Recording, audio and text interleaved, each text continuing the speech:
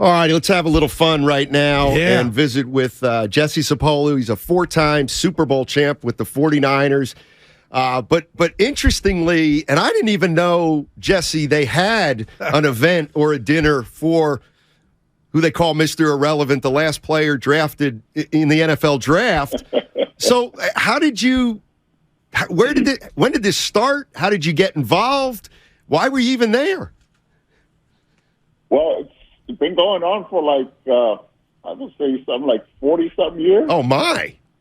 Yeah. Huh. So I got involved in it when I, first retired. I think the first 3 years I retired. The guy that hosts it, that goes on stage and reads the very last draft choice, is a 49er alumni named Paul Salata. So because he's a 49er alumni, of course we're involved in it. And the first year I spoke there was, I think the 49ers had the last pick also that year. I forgot his name, but they invited me to come and speak. I've been there with Pete Carroll before, some of the FC coaches, some of the former Raiders. And the idea behind it is roasting the guy for being the last pick. But, my style is a little different, right? Especially if it's our pick.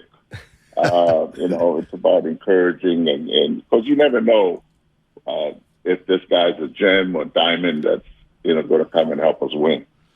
Jesse, let me ask you this, man, because I've always heard growing up the game is won in the trenches. And I'm just a dude in his boxers eating nachos on Sunday, and I'm telling my partner when I'm watching the Niners outside of Trent Williams, when I look at the O-line, I feel like they're getting pushed the other way, back into the quarterback, and Jimmy gets hurt. He took some hits against New Orleans. Can you speak to what I now know is a science of what it takes to be a good offensive lineman? Is it just strength? And how big of an adjustment is it going to be to learn a new quarterback for this current offensive line for the Niners with Purdy under center now? Well, it's a combination of both.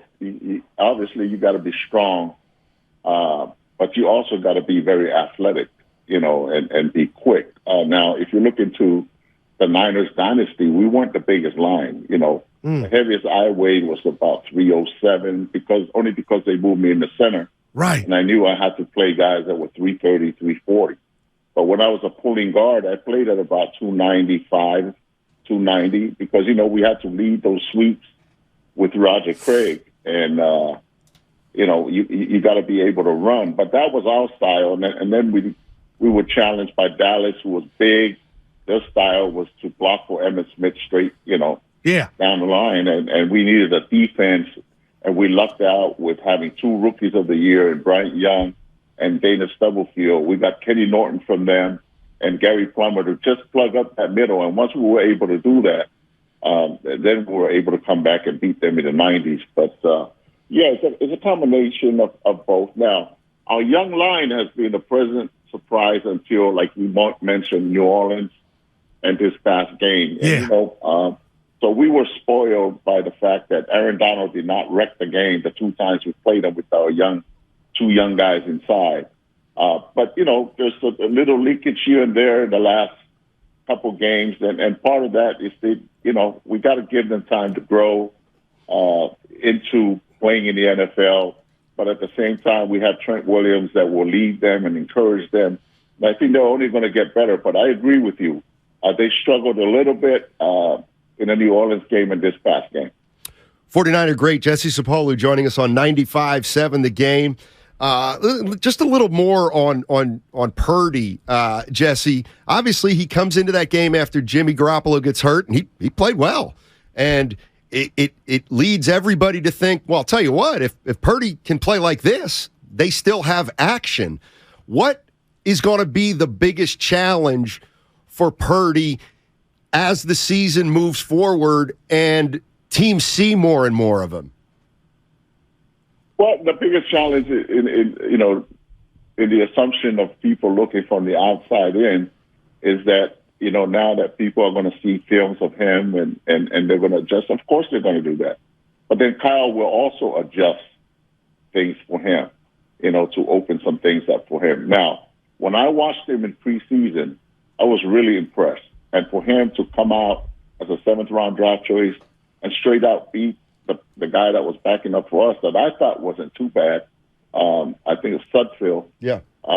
For Purdy to come out and beat him out as a rookie, that's very, very impressive. Now, I was impressed during preseason. The thing that really impressed me this past Sunday is they blitzed him like 85% of the time.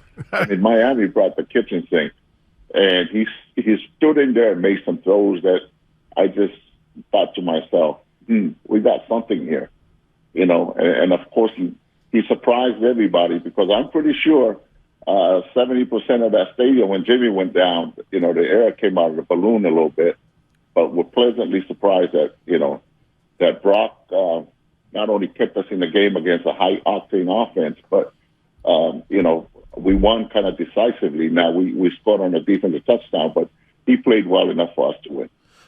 Jesse, I don't have to tell you, Niner fans were excited when they got the addition of McCaffrey, and I love McCaffrey. He's dynamite, but he's more finesse to me. And when Mitchell came back and was running between tackles, I was like, okay, this is thunder and lightning. Now that Mitchell went down, I told my partner, but I saw Jordan Mason rush for 8 for 51 yards, 6 yards a pop. And I said to myself, running backs, Jesse, he moves the pile. How much do you need to see of this young man before you tell guys like me, hey, slow down? Or what? Are you excited about what you saw from Mason? Well, I'm excited, and I love it because I know you're very observant, because that's exactly what I felt with Mitchell being in there. When we played the Chargers, when he came back, Christian, he gets into open space. Yeah. He'll give us a big plays, but Mitchell was the one that was penetrating and giving us the tough yards. Now, Mason has taken that spot because when Mitchell got hurt, I was a little concerned because you're absolutely right. Christian is a very lightning type of running back, but he just can't take a lot of hits inside. It's just not his style. But when you have Mason now to take over for Mitchell that can penetrate little holes, get through those holes for 5, 6, 7 yards, which later on in the game becomes 11, 12, 13 yards. We're lucky to have this young man to help Christian out. And I'm pretty confident with that group. Now, we got to stay healthy, as we go forward. But we're lucky that we have some young men that are stepping up for us and a defense that can keep us in a lot of games. Jesse Sapolu joining us on 95.7 The Game. The other thing I want to ask you, Baker Mayfield has just been claimed by the L.A. Rams. I guess the point is kind of a moot, but do you think the 49ers do they remain in the quarterback business, or is it just Purdy's team, and if he gets banged up, we'll go to Josh Johnson? Well, there's no question in my mind it's Purdy this year. I think he's good enough to take us deep. No disrespect to Jimmy, because Jimmy was our guy, before he got hurt. But I think, a lot of people talk about how Shanahan's offense is quarterback friendly. Yes, it is quarterback friendly, but the quarterback still has to make plays in key times of the game. I think Brock can do that. I think he's our guy. The one thing I was concerned about with bringing Baker in is the ego thing. This guy is the very first pick of the draft. He really going to be content to become a backup? Is he really meant to, or is he the type of guy that's going to be good for the first 2 weeks he's here and stop becoming impatient and can ruin our locker room? That was my number one concern. But there's no question in my mind that if he stays healthy, Brock is our guy. Wow. I was just going to ask you if you were in a boardroom and it was full of Niner fans and I'm one of them that thought, you know what, they might not be able to win it all. What would you say to them? But it seems like you haven't lost much confidence, huh? Well, we're on our third quarterback, but we're lucky. I think the kid is good. Now Jimmy, when he was our guy, I just felt like he was underappreciated. Certain, to a certain sense. But I think Brock is who we got. I think he's a kid that's confident. You know, you don't see him going out there and the moment's too big for him.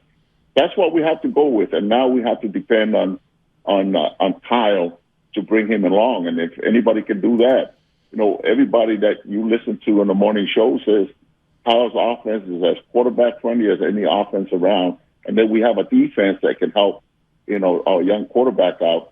I feel pretty good about that. The only concern that I have is his health. You know, the other thing that Brock brings to the table is he can run pretty good. You know, he's not Fields or Lamar Jackson, but he runs well enough that I'm sure some of the defensive coordinators look at it and respect that enough. Interesting. All right, I'm going to put you on the spot before we let you go. Who's going to be the 49ers starting quarterback week 1 next year? You know, if I knew that, me and you both would be multi-millionaires. You know? Yeah, it's going to be interesting, Jesse. Thank you so much for joining us. Really appreciate your insight, especially on Brock Purdy. Thank you, guys.